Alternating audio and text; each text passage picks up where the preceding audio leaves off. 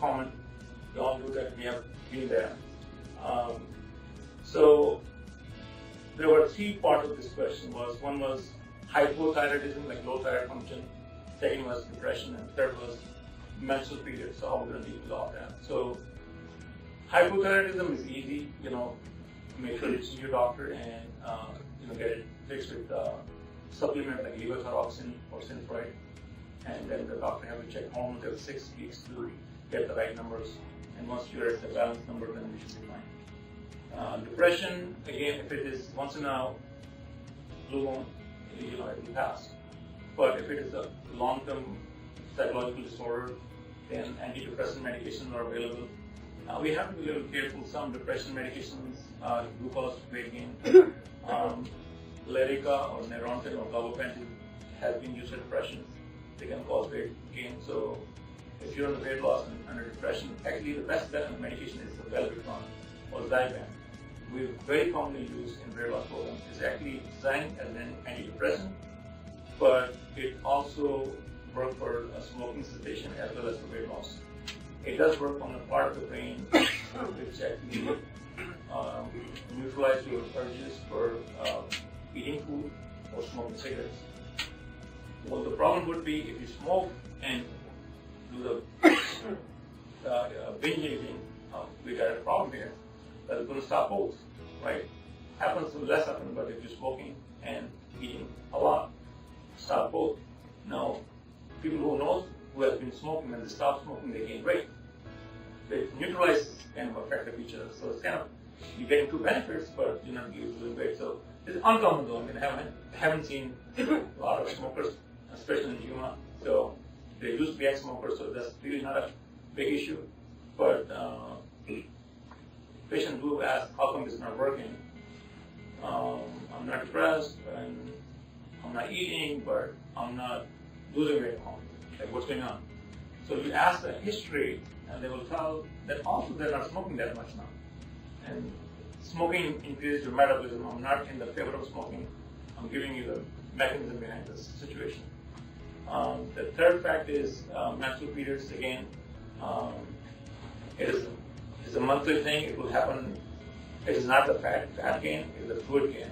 So it's not a healthy weight gain. It is just physiological. And it passes obviously when you go to the next week. It will go away. And if it is prolonged menstrual periods, some people have more than a few, like 5 days, they will have prolonged menstrual period. Then they should see the gynecologist and get that under control. Some worst case scenario, when they have completed the families and they still have it, this menstrual period, then they can have the hysterectomy, and that's fixed the permanent problem. Obviously, it's the last choice, but we have seen that happening. When people have completed their family and they're still iron deficient, and they complete having, painful menstrual bleeding, then that's an option. But that answers your question. Well, a good question though. Any other questions we have? Is there a difference if you eat organic food than processed food? I think organic food has more of role in GMO thing, like it does not have a genetically modified organism or food in there, like hormones, like the beef or chicken fed on the hormones. So it does help you by avoiding those extra hormones in your food. So you're getting what you pay for, like you're eating what you're eating. There's nothing supplemented there. So I think organic food is always better as far as overall health is concerned, as well as the weight loss, because as we know, the other food, they put a lot of hormones, a lot of other chemicals which are not good for health. So that's kind of general rule of thumb. Processed food, again, it comes to the fact that if you have, it's about the carbs, actually. So if you have simple sugars versus complex sugars, we call it simple carbohydrates or complex carbohydrates, for the same amount of calories, you're going to gain a lot more weight with simple sugar versus the complex carbohydrate. The reason is that the moment you eat simple sugar, like the sugar by itself, it goes right into your bloodstream, and it releases the hormone known as insulin, and insulin is an anabolic hormone. It causes fat retention. So any food which releases high amount of insulin in the body will cause weight gain. So complex carbohydrates, they get absorbed slowly, like carbohydrates from vegetables or fruits, even though fruits are like more fruity, they're like, it has to be fruity like the fruits. What I'm trying to say is they have more kind of sugar in there, but they also have more fiber in there. You're right. And it will slow down the absorption of that sugar into your bloodstream. So your spike of blood sugar in your blood is going to be a lot more less. And hence the insulin release will be less. So insulin causes weight gain. So processed food, if you mean like simple sugars, yes, they will cause a lot more weight gain. And people who have diabetes, they will also have very difficult control in controlling the blood sugar for the same reason, because they have to use a lot more insulin. And again, coming to that same topic, patients who do that, sometimes they take more insulin, the sugar drops too much, they become hypoglycemic, then they eat more, then they take the sugar goes up again, they take more insulin, it's a vicious cycle.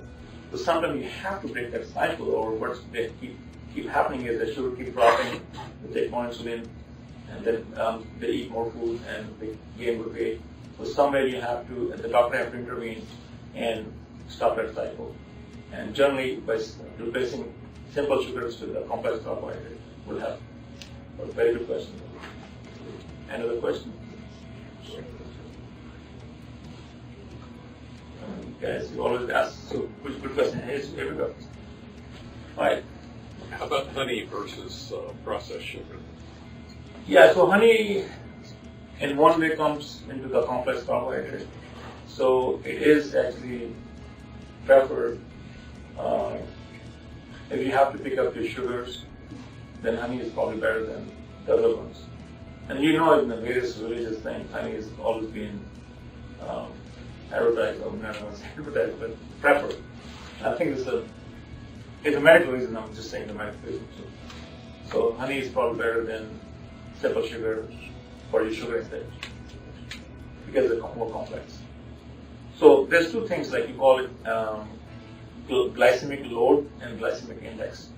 So for same amount of, or weight of carbohydrate you can take, we talk about glycemic index and glycemic load. So glycemic index is high in honey, but the glycemic load is less. That means you get a lot more less sugar into bloodstream for the same amount versus just a plain sugar. So for volume, that is known as glycemic load.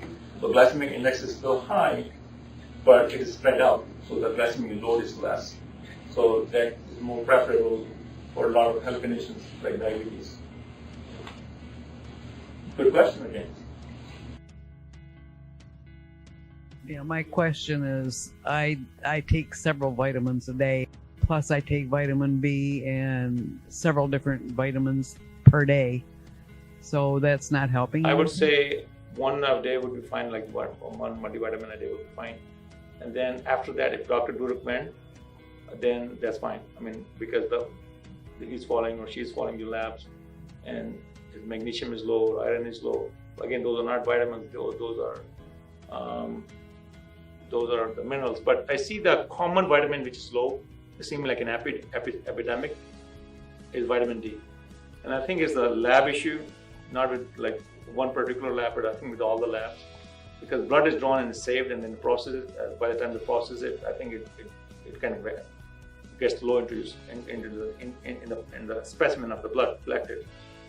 Unless it's like super low, which I've seen sometimes. But if it's like borderline low, and see like a lot of people are, doctors say you low in vitamin D, they stick to vitamin D. I think it is an issue, especially in Juma, we shouldn't be having vitamin D deficiency because of sunlight.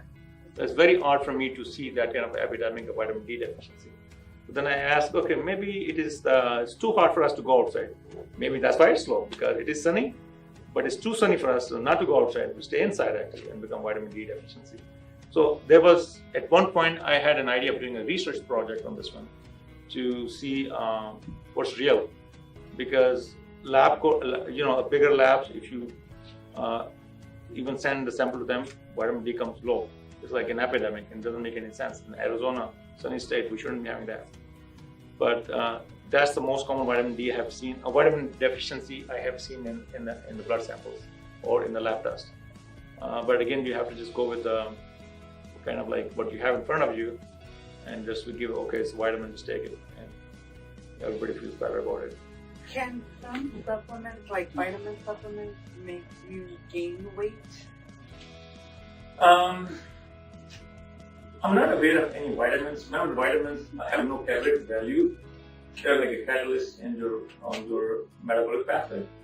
And vitamins are just like medicines too. So remember, over intake of vitamins have hypervitaminosis, can cause a lot of conditions too.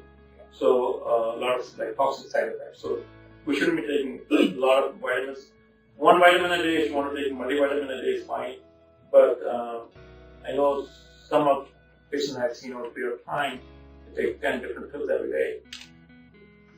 In the US, all the foods are full of vitamins. I mean, they have food of vitamins and milk and everything else. So we get more than enough of our daily requirement of vitamins. So